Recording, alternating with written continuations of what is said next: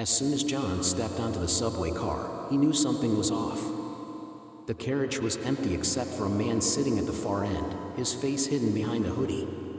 John felt a chill run down his spine but tried to ignore it and moved to the opposite end of the car. As the subway car began to move, John's anxiety increased.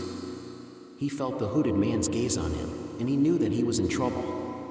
Suddenly, the man got up and started walking towards John, slowly pulling down his hood. John gasped in horror as he saw the man's face. It was his ex-partner, who he had sent to jail years ago for a series of gruesome murders.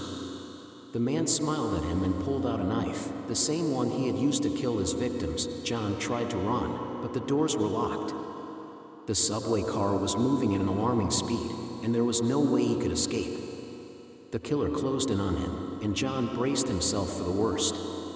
But just as the killer was about to strike, the subway car screeched to a halt. John looked out the window and saw that they were at the end of the line, in a deserted station. The killer hesitated for a moment, unsure of what to do. But then he lunged at John, and they began to fight.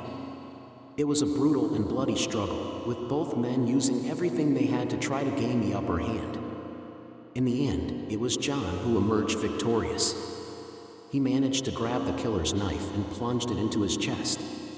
The man fell to the ground, dead. John stumbled out of the subway car, covered in blood and panting heavily. He looked around and saw that he was alone in the station. The adrenaline rush began to fade, and he started to feel the pain from his injuries. As he made his way out of the station, John realized that he had just survived the final ride of his life.